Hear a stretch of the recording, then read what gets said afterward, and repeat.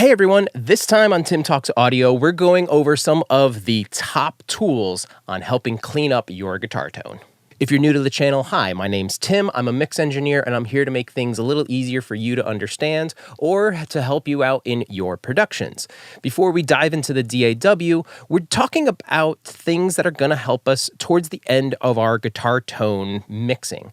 These are tools that are available to us to help reduce some of the harshness and resonances in our tones to help kind of just clean them up. And instead of talking about them, we're going to do a side-by-side comparison. Let's dive into the DAW. As you can see, we're going to be using a couple of these tools that we have available. First up, we have Waves Curves Equator. Next to that, we have probably one of the most well-known. This is Soothe2 from Oeksound. And then lastly, we're going to be using Smooth Operator from Baby Audio. We've gone over Baby Audio before, but we don't have any dedicated videos of Soothe2 or the Curves Equator. If you want to see that, let me know down in the comments. Let me give you a quick breakdown of how everything is routed so you can do a similar kind of experiment on your end if you want to. So right here, I have my two main rhythm guitars, just left and right. You can see them, they're panned out, they're doing their thing.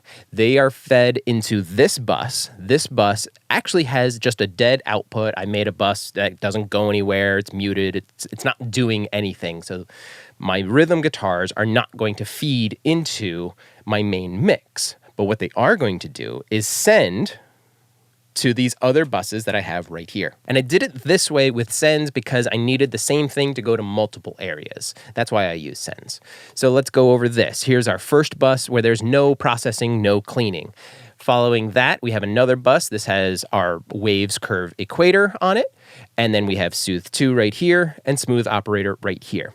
And what I'm going to do in the audio examples is just hit play and just keep your ears open and your eyes open for when I'm muting and unmuting different buses. So I'm going to use my fader port so I don't have to talk through you guys. And I could just very easily, like I'm doing right now, I'm switching between different buses so that we can have a clean comparison as we're cleaning up these rhythm guitars. So here is our starting point.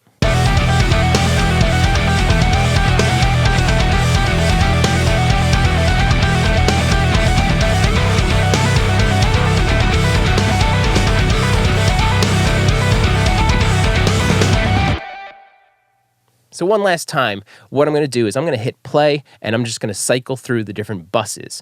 And I'm going to do it in a full mix with all the guitars, drums, and bass, and all the synths and everything. And then we'll do it again with all of the guitars soloed. So you can really contrast and compare in a full mix and isolate it out. Here we go.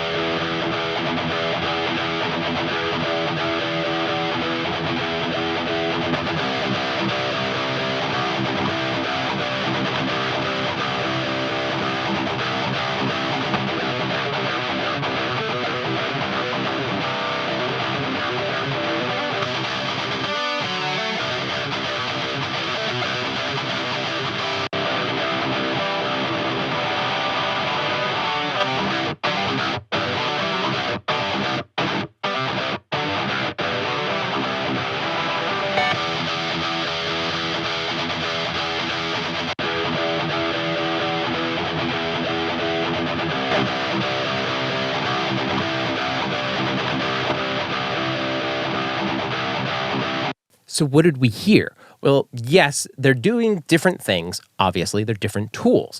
How they're doing it is different. You can very clearly hear how Smooth Operator is using a different kind of algorithm in the back end because of the shift in the guitars. Now, yes, we can do a lot of things, and I have a lot of my settings really flat. We could dial this in to bring in some of the beef on that guitar if we needed to. Really, we're kind of worrying about just noise suppression. So I would go in and just adjust so that it's getting rid of the things that are hurting and in the way.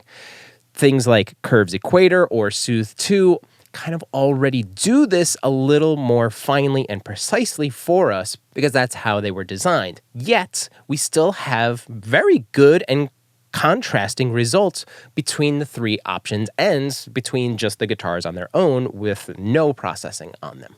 Is there one that's best?